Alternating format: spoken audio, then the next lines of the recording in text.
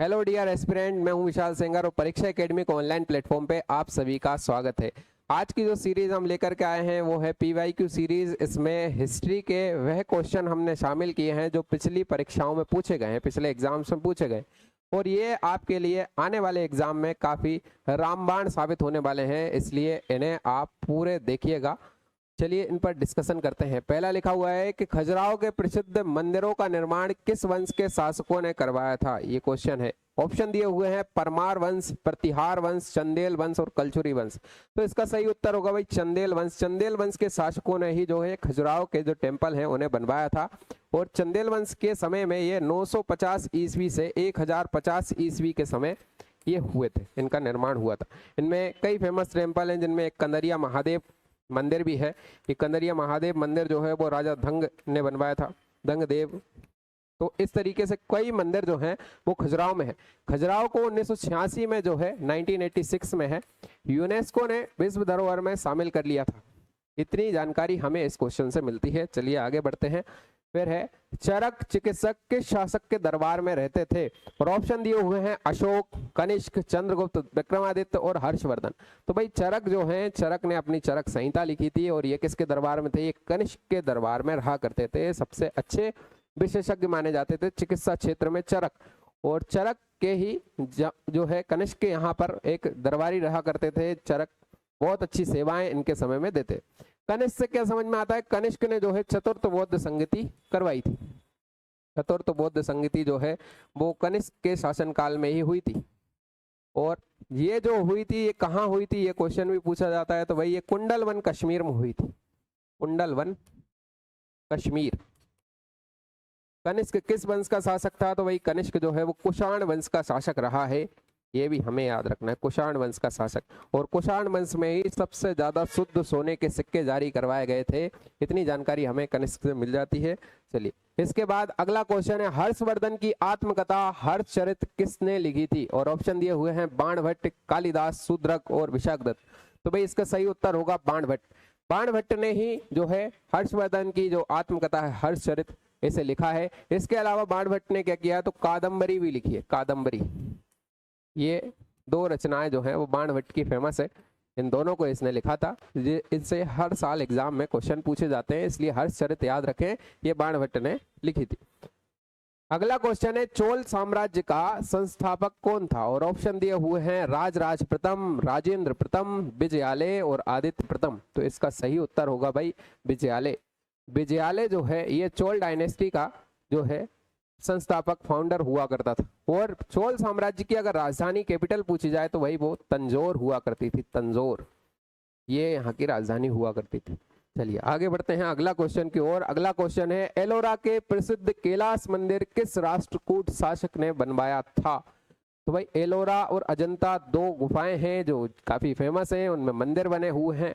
तो ये कहाँ पर है, पहली बात तो ये औरंगाबाद महाराष्ट्र में स्थित है, औरंगाबाद महाराष्ट्र में। और इन्हें बनवाया किसने था, ये क्वेश्चन पूछा गया है। ऑप्शन दिए हुए हैं दंती दुर्ग ने, कृष्ण प्रथम ने, अमोघ वर्ष ने और गोविंद तृतीय ने। तो इसका सही उत्तर होगा कृष्ण प्रथम। भाई कृष्ण प्रथम ने ही एलोरा के प्रसिद्ध कैलाश मंदिर का निर्माण कराया था। ये राष्ट्रकूट शासक हुआ करते थे, राष्ट्रकूटों के संस्थापक दंती दुर्ग हुआ करते थे। चलिए आगे बढ़ते हैं। फिर है मुद्रा राक्षस नामक पुस्तक का लेखक कौन है, और ऑप्शन दिए हुए हैं विशाखदत्त, कलहण, पाणिनि और फिर पतंजलि। तो मुद्रा राक्षस जो लिखी थी वह लिखी थी विशाखदत्त ने, और विशाखदत्त ने इसे लिखा है। तो ये क्या है, ये एक तरीके का नाटक है। इस नाटक में पूरे मगध साम्राज्य को बताया है कि मगध साम्राज्य कैसे फला फूला, कैसे बढ़ा। इसी में बताया गया है कि चाणक्य ने किस तरीके से चंद्रगुप्त को शिक्षा दी थी। इसी में बताया गया है विशाखदत्त में मुद्रा राक्षस, विशाखदत्त ने जो मुद्रा राक्षस लिखी उसी में बताया कि चंद्रगुप्त मौर्य जो है वो वृषल कुल का है, निम्न वर्ग का है। ये भी इसी बात में कहा गया है, इसी नाटक में कहा गया। इस नाटक की एक खास बात यह है, इसमें कोई भी फीमेल कैरेक्टर को नहीं चुना गया है, इसमें सभी के सभी मेल कैरेक्टर्स के बारे में बात की गई है। तो यही इस नाटक की विशेषता रही थी। ये विशाखदत्त ने लिखा। कल्हण की बात करें तो कल्हण जो है इन्होंने राजतरंगिणी नाम से एक पुस्तक लिखी थी, जम्मू कश्मीर का इतिहास देखने को मिलता है। पाणिनि ने अष्टाध्यायी लिखी थी, पतंजलि ने उन पर भाष्य लिखा था। चलिए आगे बढ़ते हैं। फिर आता है पल्लव वंश की राजधानी कौन सी थी, और ऑप्शन दिए हुए हैं मदुरै, तंजौर, कांचीपुरम और बादामी। तो इसका सही उत्तर होगा कांचीपुरम। भाई पल्लव वंश की जो राजधानी रही थी वह कांचीपुरम रही थी। चलिए आगे बढ़ते हैं अगले क्वेश्चन की ओर। अगला क्वेश्चन है दिल्ली सल्तनत से, इसके बाद हम मिडाइवल हिस्ट्री के जो क्वेश्चन हैं उन पर आ गए हैं। इसमें पहला क्वेश्चन है भारत का पहला सफल मुस्लिम आक्रमण किसने किया था। तो भाई पहला मुस्लिम आक्रमण कब हुआ है, किसके समय हुआ, ये क्वेश्चन पूछा गया है और ऑप्शन दिए हुए हैं महमूद गजनबी, मोहम्मद बिन कासिम, मोहम्मद गोरी और चंगेज खां। तो इसका सही उत्तर होगा मोहम्मद बिन कासिम। मोहम्मद बिन कासिम ने ही सबसे पहले भारत पर आक्रमण किया था 712 ईस्वी में। तो 712 ईस्वी में अगर कोई मुस्लिम आक्रांता भारत आया था तो वह था मोहम्मद बिन कासिम। और ये किसकी वजह से आया था, तो अल हज्जाज की वजह से आया था। ये अल हज्जाज वहां का सेनापति या फिर वहां का खलीफा हुआ करता था उस समय। अल हज्जाज जो अरब का खलीफा हुआ करता था, इसने अपने जो 8 जहाज इसके श्रीलंका से आ रहे थे वह लूटे जाते हैं और लूट लेते हैं। इस वजह से ये आरोप लगाता है सिंध के राजा पर। सिंध के राजा ने इनकार कर दिया, इस वजह से ये अटैक करने के लिए अपने दामाद को भेज देता है जिसका नाम है मोहम्मद बिन कासिम। तो मोहम्मद बिन कासिम पहली बार यहाँ आया था 712 ईस्वी में, वो सिंध पे अटैक किया था। चलिए आगे बढ़ते हैं। फिर है गुलाम वंश का संस्थापक कौन था। भाई स्लेव डायनेस्टी का फाउंडर मेंबर के नाम पूछ रहे हैं। इल्तुतमिश, कुतुबुद्दीन ऐबक, रजिया सुल्ताना या फिर बलबन। तो इनमें से सही उत्तर होगा कुतुबुद्दीन ऐबक। कुतुबुद्दीन ऐबक ने ही गुलाम वंश की स्थापना की थी। देखिए मोहम्मद गोरी जो है वह इस पूरे तुर्क वंश को यहाँ पर छोड़कर चला गया था। मोहम्मद गोरी ने यहाँ शासन नहीं किया। मोहम्मद गोरी के बाद वह यहाँ पर 2 गुलामों को छोड़ गया था। एक था कुतुबुद्दीन ऐबक, एक था बख्तियार खिलजी। बख्तियार खिलजी वही व्यक्ति था जिसने नालंदा को जला दिया था। और कुतुबुद्दीन ऐबक जो है ये गुलाम वंश की स्थापना कर देगा, दिल्ली सल्तनत की स्थापना कर देगा। तो ये 1206 से 1210 तक शासन करेगा। 1210 में कुतुबुद्दीन ऐबक की चौगान खेलते हुए, पोलो खेलते समय घोड़े से गिरकर मृत्यु हो जाएगी। इसके बाद इसका बेटा आराम शाह बनेगा। आराम शाह को आराम पसंद है इसलिए फिर इल्तुतमिश आ जाएगा। तो इल्तुतमिश अगला शासक बनेगा। इसके बाद वो दिल्ली सल्तनत का वास्तविक संस्थापक रहा है, क्योंकि कुतुबुद्दीन ऐबक दिल्ली सल्तनत का संस्थापक था मगर कभी भी दिल्ली में आकर शासन करने वाला नहीं था। ये लाहौर में ही वेट करके दिल्ली को चलाया करता था। लाहौर से दिल्ली चलाना अलग बात है और दिल्ली में बैठ कर दिल्ली में शासन करने वाला शासक था इल्तुतमिश। ये आपको याद रखना। चलिए आगे बढ़ते हैं। अगला क्वेश्चन है दिल्ली सल्तनत की पहली और एकमात्र महिला शासिका कौन थी। और ऑप्शन दिए हुए हैं चांद बीबी, नूरजहां, रजिया सुल्ताना और मोहम्मद मुमताज महल। तो भाई कौन थी, इसका आंसर है रजिया सुल्ताना। रजिया सुल्ताना ने जो है वो पहली मुस्लिम महिला शासिका रही है जिसने दिल्ली सल्तनत को चलाया था। ये 1236 से लेके 1240 तक रहेगी। ये इल्तुतमिश की उत्तराधिकारी थी। इल्तुतमिश ने ईरानी पद्धति से अपना पूरा राजपाट अपनी बेटी को सौंप दिया था और रजिया सुल्ताना ने ही फिर ये संभाला था। 1240 में इसकी हत्या हो जाएगी। इसकी हत्या के बाद पूरा का पूरा राजपाट जो है वह वापस से गैर हाथों में चला जाएगा, इसी के भाई बंधुओं के हाथों में चला जाएगा। आगे बढ़ते हैं। अगला क्वेश्चन है सांकेतिक मुद्रा टोकन करेंसी किस सुल्तान ने चलाई थी। विच सुल्तान इंट्रोड्यूस द टोकन करेंसी। तो भाई ऑप्शन दिए हुए हैं अलाउद्दीन खिलजी, मोहम्मद बिन तुगलक, फिरोज शाह तुगलक और बलबन। तो भाई टोकन करेंसी जो है अगर उसका नाम आता है तो इस मूर्ख शासक का नाम हमेशा लिया जाएगा अलाउद्दीन खिलजी। सॉरी अलाउद्दीन खिलजी नहीं, मोहम्मद बिन तुगलक। ये बड़ा मूर्ख शासक रहा है मोहम्मद बिन तुगलक। इसका सही उत्तर होगा मोहम्मद बिन तुगलक, जिसने 5 ऊट पटांग डिसीजन लिए थे, जिनमें एक डिसीजन ये भी था कि इसने सांकेतिक मुद्रा चलवाई थी मोहम्मद बिन तुगलक ने। मोहम्मद बिन तुगलक ने क्या किया था भाई, तो भाई चांदी की जगह उसने तांबे के सिक्के चलवा दिए थे और यही इसकी सबसे बड़ी गलती रही थी, जिस पर उसने बिना कोई स्पेशल चिन्ह या फिर राइट्स के इसने उसे चलवा दिया था, जिस वजह से जितने घरों में तांबे के बर्तन हुआ करते थे वे सबको गला करके हर घर टकसाल बन गया था। सब ने फिर तांबे के सिक्के चलाना शुरू कर दिए थे और चांदी पूरी की पूरे राज्य से चली गई थी। ये डिसीजन रहा था। आगे बढ़ते हैं। अगला क्वेश्चन है बाजार नियंत्रण प्रणाली किसने लागू की थी। और ऑप्शन दिए हुए हैं इल्तुतमिश, जलालुद्दीन खिलजी, सिकंदर लोदी और अलाउद्दीन खिलजी। तो भाई बाजार नियंत्रण प्रणाली पर अगर किसी का कंट्रोल रहा है तो वह है अलाउद्दीन खिलजी। अलाउद्दीन खिलजी ने ही बाजार नियंत्रण प्रणाली शुरू की थी। बाजार नियंत्रण प्रणाली इसने इसलिए शुरू की क्योंकि इसे बहुत बड़ी मात्रा में सेना रखनी होती थी और सेना को ये नगद वेतन दिया करता था और नगद वेतन देने पर उन्हें कम वेतन दिया करता था। कम वेतन देने की वजह से उनका खर्चा ना बढ़ जाए इसलिए इसने पूरे बाजार को कंट्रोल में कर लिया था। इसने सारी चीजों के रेट्स फिक्स कर दिए थे। सभी रेट फिक्स कर देने की वजह से जितने भी सैनिक थे वो सारे के सारे कम वेतन में भी खर्चा चला पाते थे। तो यही एक मेन कारण था बाजार नियंत्रण प्रणाली का जिसे अलाउद्दीन खिलजी ने लागू किया था। इसके बाद है आगरा शहर की स्थापना किसने की थी और ऑप्शन दिए हुए हैं बहलोल लोदी, इब्राहिम लोदी, सिकंदर लोदी और अकबर। तो भाई आगरा शहर की स्थापना की थी सिकंदर लोदी ने। इंपॉर्टेंट क्वेश्चन है, कई बार पूछा गया है और 1504 में की थी भाई। आगे चल के फिर इसी ने आगरा शहर को अपनी राजधानी बना दिया था सिकंदर लोदी ने और ये लोदी वंश का शासक रहा था। इसी के बाद इब्राहिम लोदी आएगा, इब्राहिम लोदी का पानीपत का युद्ध हो जाएगा बाबर से। इस तरीके से लोदी वंश खत्म हो जाता है। चलिए आगे बढ़े। अगला क्वेश्चन है प्रसिद्ध यात्री इब्न बतूता किसके शासनकाल में भारत आया था और ऑप्शन दिए हुए हैं अलाउद्दीन खिलजी, मोहम्मद बिन तुगलक, बाबर और शेरशाह सूरी। तो भाई जो इब्न बतूता है वह मोहम्मद बिन तुगलक के शासनकाल में भारत आया था। मोहम्मद बिन तुगलक ने उसे अपने यहाँ शरण दी थी और ये कहाँ से आया था ये क्वेश्चन पूछा जाता है तो ये मोरक्को से आया था। मोरक्को अफ्रीका में एक देश है, वहां से ये आया था। ये घुमक्कड़ प्रवृत्ति का व्यक्ति हुआ करता था जिसने 24 साल में अपने घर को छोड़कर हज की यात्रा की थी और हज की यात्रा के बाद ये वापस घर नहीं लौटा। इसकी एक खास बात ये थी इब्न बतूता जिस रास्ते से जाता था उस रास्ते से कभी वापस नहीं आता था, इसलिए इसने अपनी नौकरी स्वीकार कर ली थी मोहम्मद बिन तुगलक के यहाँ और यहाँ पर एक काजी की नौकरी करता है, काजी। बाद में जब ये भारत छोड़ देता है तो भारत छोड़ने के बाद ये वापस मोरक्को पहुंचता है। मोरक्को में ये एक पुस्तक लिखता है जिसका नाम है रहला। ये भी पूछी जाती है, रहला पुस्तक किसने लिखी थी? तो रहला पुस्तक जो है वो इब्न बतूता ने लिखी थी। आगे बढ़ते हैं, अगला क्वेश्चन है किताब उल हिंद तहकीक हिंद के लेखक कौन है?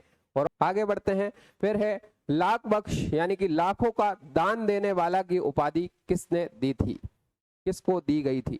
लाख बख्श की उपाधि में ऑप्शन दिए हुए हैं कुतुबुद्दीन ऐबक, इल्तुतमिश, फिरोज शाह तुगलक और औरंगजेब। तो भाई लाख बख्श की जो उपाधि है वह दी गई थी कुतुबुद्दीन ऐबक को।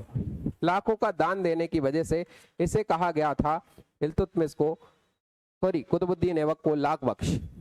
चलिए आगे बढ़ते हैं, फिर है तूतीय हिंद के नाम से किसे जाना जाता है? Who is known as Tutiya Hind, parrot of India? भारत का तोता के नाम से किसे जाना जाता है? तानसेन, अमीर खुसरो, फेजी और बीरबल। इसका सही उत्तर है अमीर खुसरो।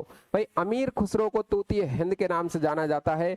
ये ऐसा व्यक्ति था जिसने 8 सुल्तानों का काल देखा था, 8 सुल्तानों का काल। अमीर खुसरो का ही कहना था कि भाई सिर सलामत तो पगड़ी हजार, ऐसा करके ये सभी सुल्तानों का काल देखता हुआ जा रहा था।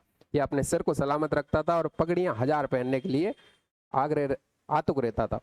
फिर पानीपत का प्रथम युद्ध 1526 में किसने जीता था, ये प्रश्न है और ऑप्शन दिए हुए हैं इब्राहिम लोदी, बाबर, हुमायूं और फिर शेरशाह सूरी। तो भाई ये तो हम सभी जानते हैं कि पानीपत का प्रथम युद्ध जो है वो बाबर ने जीता था और इब्राहिम लोदी इसमें हार गया था।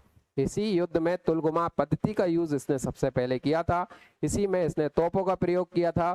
तोप में इसके 2 तोपची हुआ करते थे, अली और मुस्तफा। चलिए आगे बढ़ते हैं, अगला क्वेश्चन है दीन इलाही नामक नया धर्म किसने शुरू किया था? और ऑप्शन दिए हुए हैं बाबर, हुमायूं, अकबर और जहांगीर। तो भाई दीन इलाही नाम से जो नया धर्म शुरू किया था वह अकबर ने शुरू किया था। ये अकबर का एक नया प्रयोग हुआ करता था। इसमें इसने सभी धर्मों की अच्छी बातें मिला करके एक आचार संहिता बना दी थी, है ना, मोड ऑफ कंडक्ट मान सकते हैं उसे, और इसको इसने शुरू कर दिया था। तो दीन इलाही को सबसे पहले स्वीकार किसने किया था, ये क्वेश्चन भी पूछा जाता है। तो ये है बीरबल।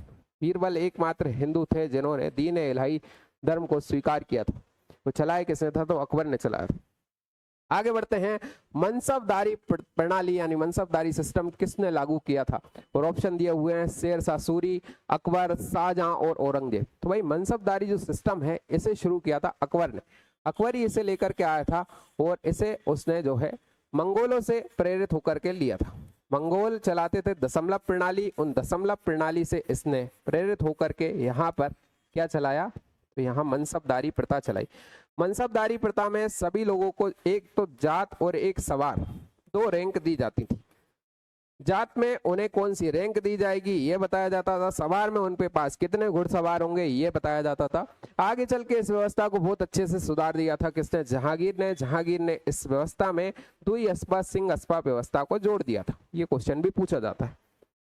फिर आते हैं टोडरमल किसके दरबार में राजस्व मंत्री हुआ करते थे। ऑप्शन दिए हुए हैं शेरशाह सूरी, सिकंदर लोदी, अकबर और अलाउद्दीन खिलजी। तो भाई अगर पूछा जाए कि राजस्व मंत्री, तो भाई ये अकबर के समय में राजस्व मंत्री रहे थे टोडरमल, जिन्होंने देहसाला प्रथा शुरू की थी, देहसाला बंदोबस्त व्यवस्था, जिसमें 10 साल की एवरेज निकाल करके ऋण लिया जाता था या फिर उनके वसूली की जाती थी, लगान लिया जाता था। देहसाला बंदोबस्त व्यवस्था को शुरू किया था। लेकिन आपको यहाँ ये बात भी ध्यान रखना है कि भाई जो टोडरमल थे ये शेरशाह सूरी के यहाँ भी नौकरी करते थे, वहां भी ये जॉब करते थे और अच्छे काम को देखते हुए अकबर ने इन्हें वापस से नौकरी पे रख लिया था। फिर अगला क्वेश्चन है ग्रांड ट्रंक रोड का निर्माण किसने कराया था, और ऑप्शन दिए हुए हैं बाबर, शेरशाह सूरी, अकबर और शाहजहां। तो भाई ग्रांड ट्रंक रोड का जो स्थापना कराई थी या जिसने बनवाया था वो था शेरशाह सूरी। शेरशाह सूरी ने ही जीटी रोड बनवाया था। और इस शेरशाह सूरी के इस रोड को कहां से कहां तक जाता था, तो ये बंगाल से लेकर के अफगानिस्तान तक जाता था। ये बंगाल से लेकर के अफगानिस्तान तक जाता था, अफगानिस्तान के काबुल तक। और अलग अलग समय में इसे अलग अलग नाम से जाना गया। एक्चुअल में ये जो रोड था इसे अशोक के समय में उत्तरापथ के नाम से जाना जाता था, उत्तरापथ। इसके बाद इसने बनवा दिया था शेरशाह सूरी ने। शेरशाह सूरी के बाद ये मुगलों के हाथ आया तो मुगलों ने इसे बादशाही सड़क कर दिया था, बादशाही सड़क। आगे चल के एक अंग्रेज अधिकारी हुआ करता था ऑकलैंड, ऑकलैंड ने इसका नाम बदल के जीटी रोड कर दिया था। ऑकलैंड ने इसे जीटी रोड बना दिया था। जीटी का फुल फॉर्म होता था ग्रैंड ट्रंक रोड। वर्तमान में भारत सरकार इसे NH1 हाईवे से जोड़ दिया था, अब NH44 में लगता है ये, ऐसे करके ये वर्तमान में चला आ रहा है। तो ये इतना पुराना एक रोड है जिसे बनवाया गया था शेरशाह सूरी द्वारा, जिसमें 1700 नहरें सराय बनाई गई थी, सराय। इसके बाद लिखा है हल्दी घाटी का युद्ध 1576 में किन के बीच लड़ा गया था, बैटल ऑफ हल्दी घाटी।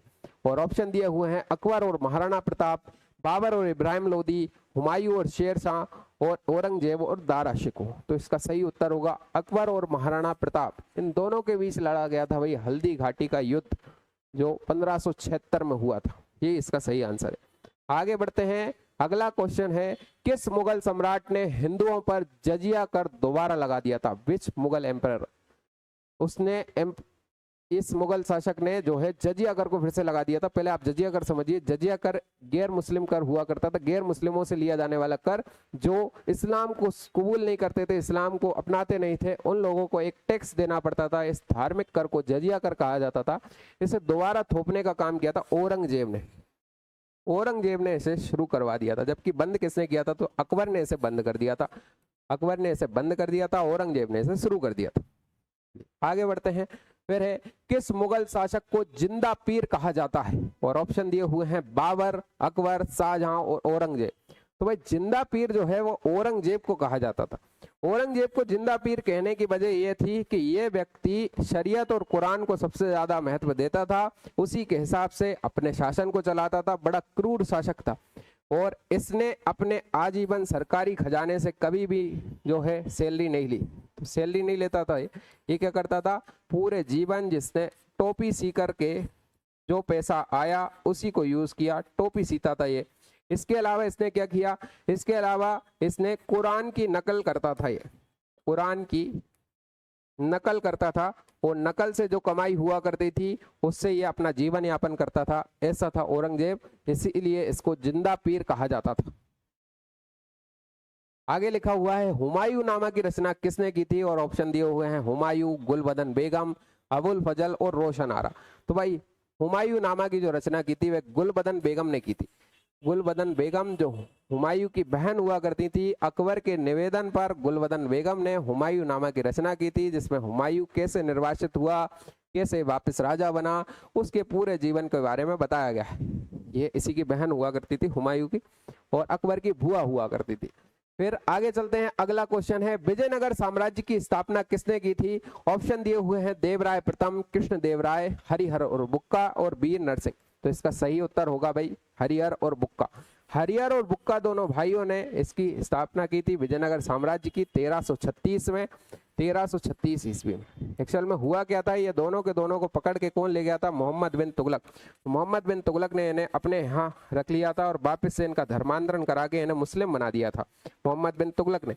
और जैसे ही नीचे विद्रोह होता है तो उसे लगने लगता है कि अब ये वफादार हो गए हैं मेरे और ये वापस से मुस्लिम बन चुके हैं, इसलिए इन्हीं को नीचे का जो साउथ का विद्रोह है उसे सुधारने के लिए भेज देता है। यहाँ इन्हें इनके गुरु मिल जाते हैं, गुरु इन्हें वापस कन्वर्ट करा देते हैं हिंदू धर्म में, और यहीं जाकर के ये विजयनगर साम्राज्य की स्थापना करते हैं 1336 में, हरिहर और बुक्का। चलिए आगे है अगला क्वेश्चन, अष्टदिग्गज यानी 8 महान कवि किसके दरबार में हुआ करते थे? और ऑप्शन दिया हुआ है शिवाजी, कृष्णदेवराय, अकबर और चंद्रगुप्त विक्रमादित्य। तो भाई अष्टदिग्गज अगर पूछा जाता है तो अष्टदिग्गज जो हैं वो कृष्णदेवराय के यहाँ हुआ करते थे। कृष्णदेवराय तुलुप वंश के शासक हुआ करते थे और ये विजयनगर साम्राज्य के ही शासक थे जब तुलुप वंश आया था उसमें। इसी अष्टदिग्गज में एक व्यक्ति हुआ करता था तेनाली रमा या तेनाली रमन, इसके नाम से भी इन्हें जाना जाता है। इतना जानकारी आपको इससे मिलती है। आगे बढ़ते हैं, अगला क्वेश्चन है तालीकोटा का युद्ध 1565 में किस साम्राज्य के पतन का कारण बना था? तालीकोटा का युद्ध। और ऑप्शन दिए हुए हैं मराठा साम्राज्य, विजयनगर साम्राज्य और बहमनी एम्पायर और चोला एम्पायर। तो आपको इनमें से आंसर बताना है भाई कौन सा होगा। तालीकोटा के युद्ध में विजयनगर साम्राज्य का पतन हो गया था और इस युद्ध को किस नाम से जाना जाता है? तो इसे बन्नी हट्टी के युद्ध के नाम से भी जाना जाता है। बन्नी हट्टी का युद्ध, बन्नी हट्टी, राक्षस तंगड़ी का युद्ध भी इसे कहा जाता है, राक्षस तंगड़ी। ये इतना विनाशक युद्ध था जिसमें अंतिम समय में राम राय ने नेतृत्व किया था विजयनगर साम्राज्य का और बहमनी साम्राज्य ने उसे उखाड़ फेंका था। इसकी वजह से विजयनगर साम्राज्य का पूरी तरीके से पतन हो गया था। विजयनगर साम्राज्य की जो राजधानी थी हम्पी, इसको पूरी तरह लूटा गया था, हम्पी को। चलिए आगे बढ़ते हैं, अगला क्वेश्चन है अष्टप्रधान मंत्री परिषद किसके प्रशासन का हिस्सा थी? और ऑप्शन दिए हुए हैं अकबर, कृष्णदेवराय, छत्रपति शिवाजी महाराज और टीपू सुल्तान। तो इसका सही उत्तर होगा भाई छत्रपति शिवाजी महाराज। शिवाजी महाराज के यहाँ पर ही अष्टप्रधान व्यवस्था हुआ करती थी जिसमें 8 प्रमुख हुआ करते थे जो पूरा के पूरा प्रशासन को संभालते थे, जिसमें विदेश मंत्री को सुमंत कहा जाता था। ऐसे करके क्वेश्चन पूछे जाते हैं। सुमंत किसे कहा जाता था? भाई विदेश मंत्री को कहा जाता था। अब एक क्वेश्चन मैं आपके लिए देता हूं जिसे आप कमेंट बॉक्स में लिखकर बताइएगा, वह है ये कि पुरंदर की संधि शिवाजी और किसके बीच हुई थी? और the treaty of Purandar 1665 was signed between Shivaji and, option दिए हुए हैं अकबर, कृष्णदेवराय, छत्रपति शिवाजी महाराज और टीपू सुल्तान। तो आपको इसमें से जो भी आंसर है उसे कमेंट बॉक्स में लिखकर बताना है और बताइए कि ये क्लास आपके लिए कितनी हेल्पफुल रही। मिलते हैं नेक्स्ट टॉपिक के साथ अगली वीडियो में। धन्यवाद।